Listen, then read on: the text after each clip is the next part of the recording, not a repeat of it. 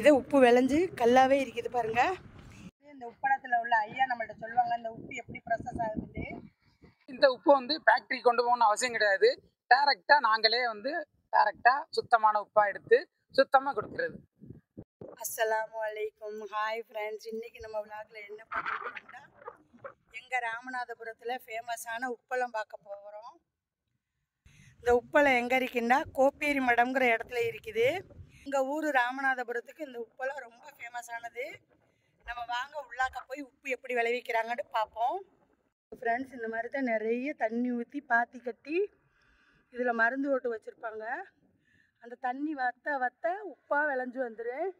ஆனால் அந்த தண்ணிக்குள்ளே என்ன போடுறாங்கன்னு எனக்கு தெரியலை. நம்ம அந்த ஃபேக்ட்ரியில் யார் இருந்தால் நம்ம கேட்டு பார்ப்போம் என்ன போடுவாங்கண்டு.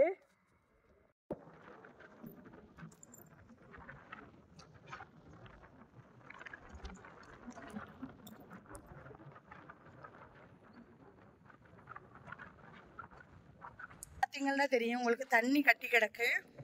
இந்த தண்ணியில இருந்து தான் உப்பு வரும். பாருங்க, தூரத்தில் பார்க்கையில் தெரியும் நிறைய உப்பு செஞ்சு மூடி மூடி போட்டிருக்கிறாங்க. வாங்க இந்த உப்பெல்லாம் எப்படி இருக்குன்னு பார்ப்போம்.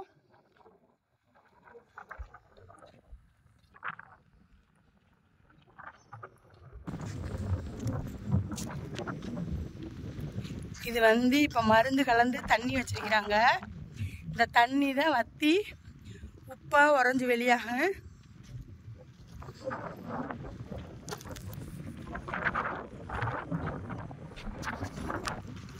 நிறைய பாத்தி கட்டி தண்ணி சேமிச்சு வச்சிருக்கிறாங்க.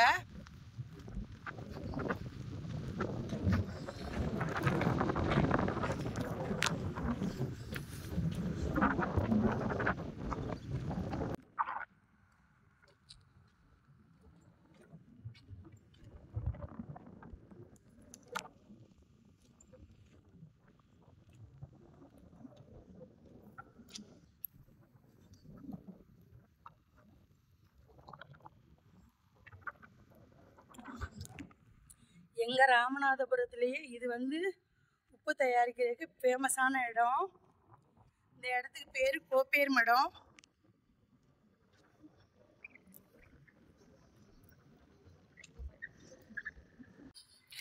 பாருங்க ஃப்ரெண்ட்ஸ், இங்கே பார்த்தாலே தெரியும் தூரத்தில் ஒரு லாரியில் வந்து உப்பு அள்ளி வச்சிருக்கிறாங்க.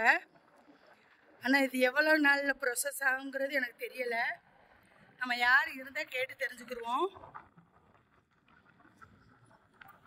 இங்கே பாருங்கள் ஃப்ரெண்ட்ஸ், இதெல்லாம் தண்ணி வற்றி உப்பு வெளியாகி எடுத்த இடம். இனிமேல் இதுக்கு மருந்து போட்டு தண்ணி போடுவாங்க.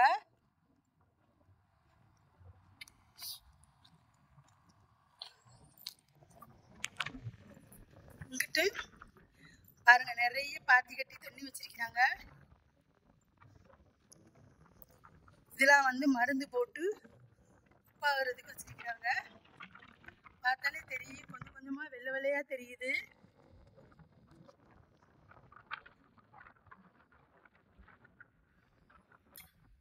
பாருங்க ஃப்ரெண்ட்ஸ், இந்த தண்ணியோட எட்ஜில் அப்படியே உப்பு உறைஞ்சி சேர்ந்து சேர்ந்து வந்திருக்குது. இப்போ ஃபுல்லாக தண்ணி வத்திருச்சுன்னா உப்பு வந்துடும். இந்த கீழே வாய்க்கால்லையுமே பாருங்க நிறைய உப்பு உறைஞ்சிருக்கு இந்த தண்ணி வெளியாகி. இதெல்லாம் உப்பு வந்து ப்ராசஸ் ஆகிக்கிட்டு இருக்குது.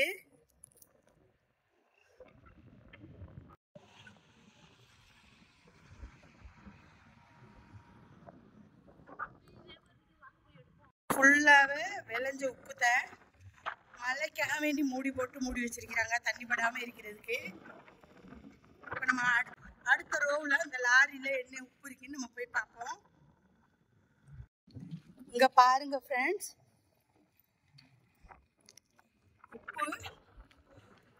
உப்பா விளைஞ்சி உப்பு எடுத்து வச்சிருக்கிறாங்க.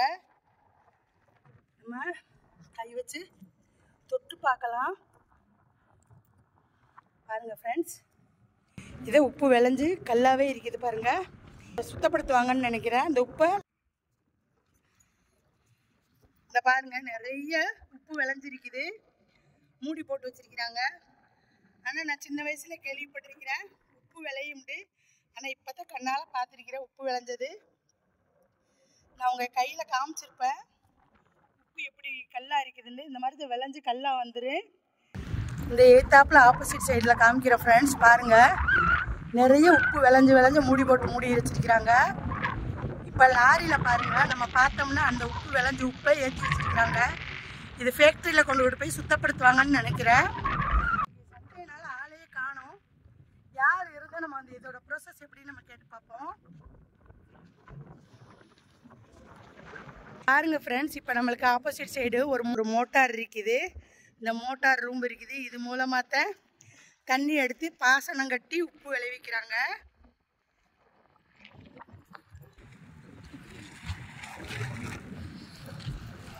இந்த பாருங்க ஃப்ரெண்ட்ஸ், உப்பு வந்து இதை தூக்குது. நான் அடியில் காமிக்கிறேன் பாருங்க, கல்லாவே விளைஞ்சிருக்குது உப்பு. ஆப்போசிட் சைடு லாரியிலே ஏற்றி வச்சிருக்கிறாங்க. அதையும் நம்ம முடிஞ்ச அளவுக்கு போய் பார்ப்போம். ஆப்போசிட் சைடில் லாரி இருக்குது. நான் ஜூம் பண்ணி காமிக்கிறேன் பாருங்க. லாரியில் உப்பு ஏற்றி இருக்குது. பக்கத்தில் நிறைய உப்பு மலை இருக்குது.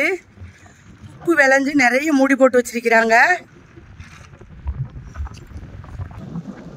பாருங்க, நிறைய உப்பா விளைஞ்சதை சேகரித்து இந்த மாதிரி போட்டு மூடி வச்சிருக்கிறாங்க, பிளாஸ்டிக் போட்டு.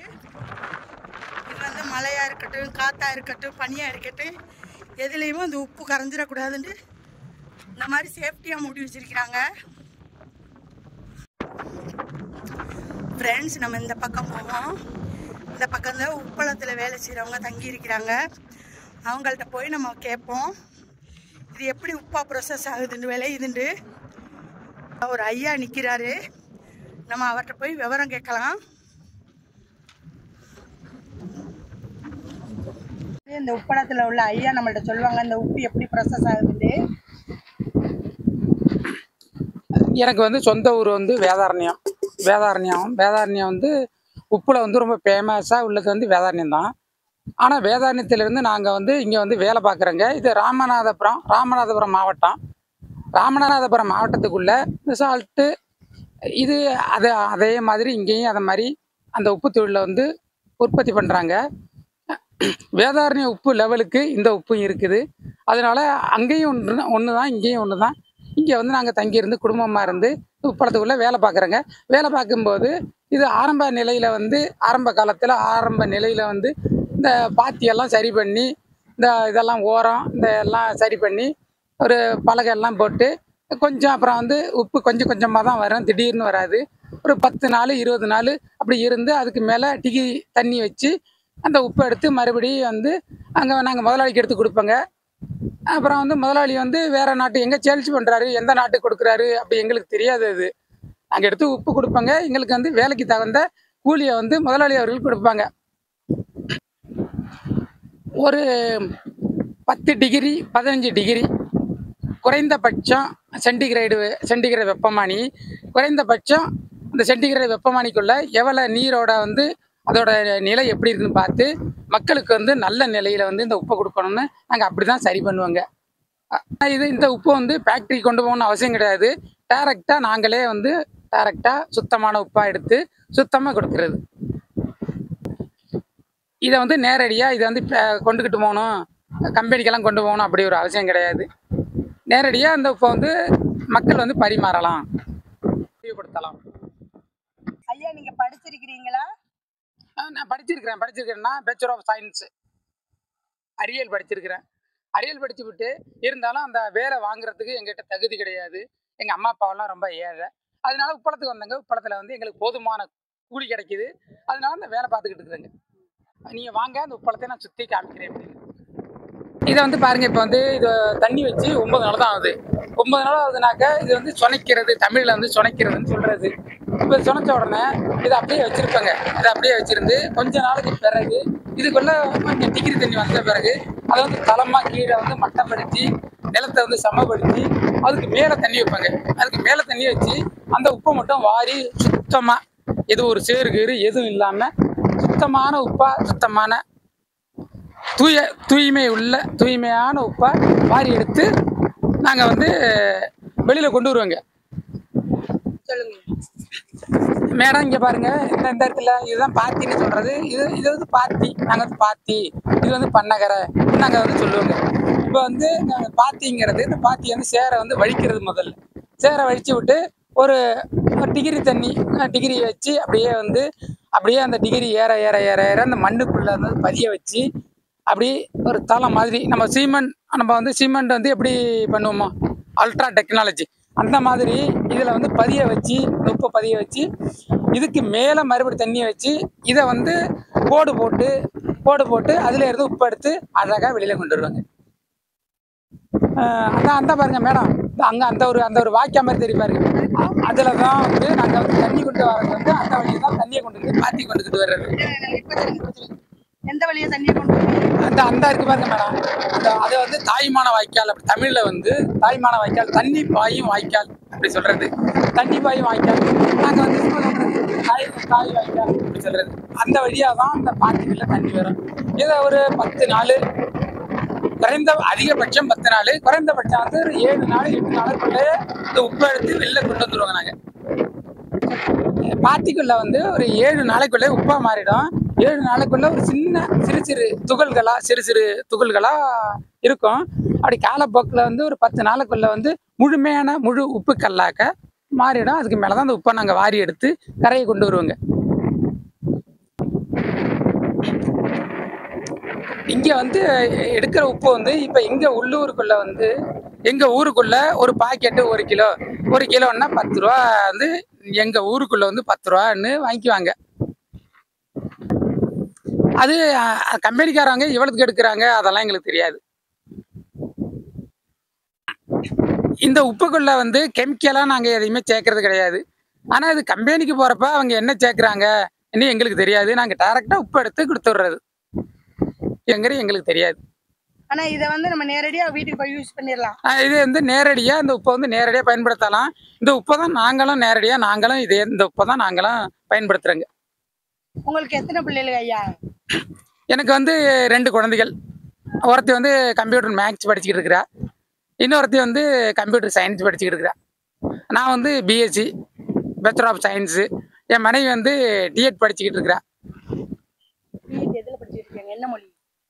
தமிழில் தான் படிக்கிறேங்க. எங்கள் தாய்மொழி வந்து தமிழ் தான். வெரி குட் ஐயா. பாருங்க ஃப்ரெண்ட்ஸ், இதெல்லாம் உப்பா விளைஞ்சிருக்குது. நம்ம ஐயா இப்போ சொன்ன விளக்கம் மாதிரி இந்த பாருங்க, இந்த உப்பு வந்து 1 வாரத்தில் ப்ரொசஸ் ஆகி வந்துருமா. ஆனால் இதில் அவங்க சொல்கிறாங்க நான் எந்த கெமிக்கலுமே சேர்க்கலை, இதை வந்து காய வச்சு தான் எடுக்கிறோம் அப்படின்னு. இந்த சேரை தனியாக முதல்ல பிரித்து எடுத்துருவோம், அப்புறம் உப்பு கற்களை எடுப்போம். இதில் எந்த கெமிக்கலுமே இல்லை, நீங்கள் வாங்கிட்டு போய் டைரெக்டாகவே வீட்டுக்கு யூஸ் பண்ணலாம் சமையலுக்கு அப்படிங்கிறாங்க. பாருங்க ஃப்ரெண்ட்ஸ், இது வந்து உப்பு போட்டு 7 நாள் ஆகுதுதான். முதல்ல இதில் சேரை எடுத்துக்கிறோம். ஆமாம், இது முதல்ல வந்து சேரை வந்து நாங்கள் வழித்து எடுத்துருவோங்க. கம்ப்ளீட்டாக வந்து சேரை வழித்து எடுத்துட்டு அதுக்கு மேலே கொஞ்சம் டிகிரி தண்ணி வைப்பாங்க. டிகிரி தண்ணி வச்சு இது அப்படி தன்னாலே இது வந்து திடீர் உப்பாக விளையாது. இதை வந்து மறுபடியும் வந்து இதை வந்து ஒரு மட்டைப்படுத்தி தளம்னு சொல்கிறது. இது தளம்னு இதை அப்படியே கீழே வச்சுட்டு மறுபடி வைக்கிற தண்ணியில் இருந்து உப்பு எடுக்கிறது. நம்மளுக்கு வந்து ரொம்ப ஹெல்ப் பண்ணி நம்மளுக்கு எல்லா இன்ஸ்ட்ரக்ஷனுமே கொடுத்தாங்க. ரொம்ப தேங்க்ஸ் ஐயா. இந்த உப்பு எடுத்ததோட உள்ள கழிவுகள் போட்டு வச்சிருக்கிறாங்க பாருங்க ஃப்ரெண்ட்ஸ். இப்போ நான் ஒரு சின்ன கல் எடுத்து காமிக்கிறேன் பாருங்க. அந்த உப்பு விளைஞ்சதோட கழிவுகள் இப்படித்தான் இருக்குது. இப்போ உப்பெல்லாம் பார்த்து முடிச்சாச்சு. இதோட என்னோட வீடியோ முடியுது. இந்த வீடியோ பிடிச்சிருந்தா லைக் பண்ணுங்கள், கமெண்ட்ஸ் பண்ணுங்கள், ஷேர் பண்ணுங்கள். மறக்காமல் தசரா டைம்ஸை சப்ஸ்கிரைப் பண்ணுங்கள். தேங்க்யூ ஃபார் வாட்சிங்.